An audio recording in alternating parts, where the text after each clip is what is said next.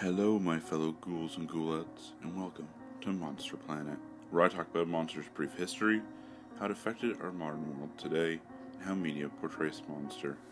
I'm your host, Nicholas Reed, and today's monster will light your curiosity aflame.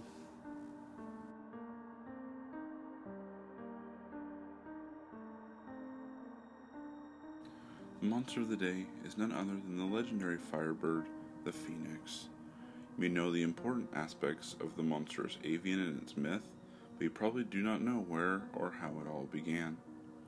The most common story of the phoenix comes from ancient Greece, and they were the first to give the bird its name, but some attribute the creation of the phoenix to the ancient Egyptians because of a bird that shares many of the same symbology and powers as its Greek counterpart.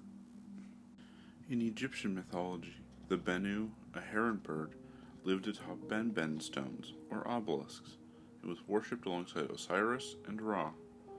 Bennu was seen as the avatar of Osiris. The solar bird appears on amulets as a symbol of rebirth and immortality.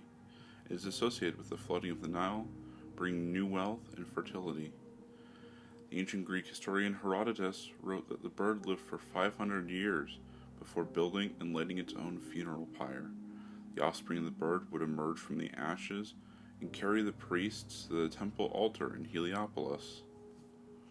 In Greek myth, the bird would not eat fruit, but frankincense and aromatic gums, and collected cinnamon and myrrh for its nest in preparation for its fiery demise. In Asia, the phoenix reigns over all other birds. It is a symbol for the Chinese empress and feminine grace, as well as the sun in the south.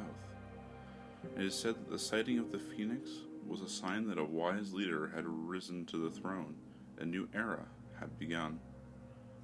One part of the phoenix symbology is its importance in alchemy as an alchemical symbol, where it represents the changes during a chemical reaction and progression through colors, properties of matter, and has to do with the steps of alchemy required to make the philosopher's stone. The beautiful bird was also said to live in paradise. It is believed that the Greeks called the Canaanites the Phoenicians, which may derive from the Greek word phoenix, which means crimson or purple. And indeed, the symbology of the phoenix is closely tied with the Phoenicians.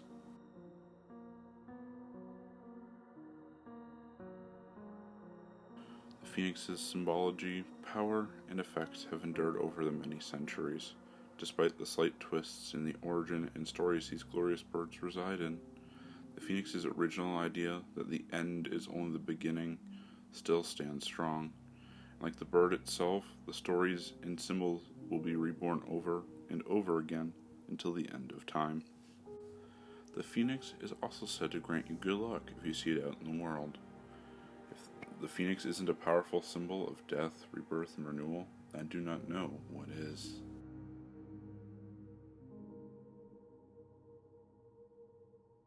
The phoenix appears in a great many forms of media, such as video games, books, movies, and even music. One of my personal favorite video game examples is the Heroes of Might and Magic series, where it appears as one of the most powerful monsters that the Conflux Castle has at its disposal, even incorporating its rebirth ability.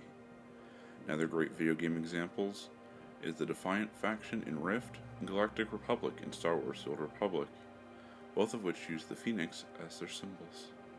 But that is just the tip of the iceberg when it comes to video game references to the mythical bird.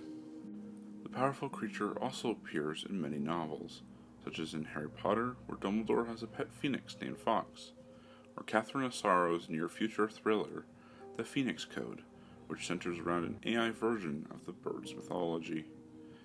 In music, Transylvania Phoenix is the name of a Romanian rock band with folkloric lyrics. In the British band Queen's logo features a phoenix in the top.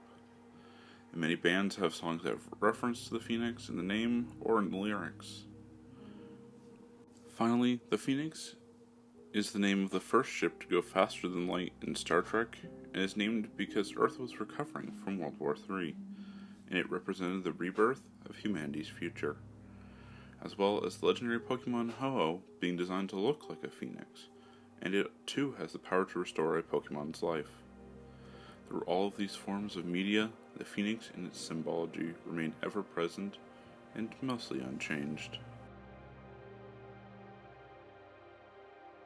Before we end off the episode, I'd like to mention the websites used for research this week: mythology.net and ancientorigins.net. You can find a link to them in the description if you want to do some research of your own. That's all the time I had for you ghouls and ghoulettes.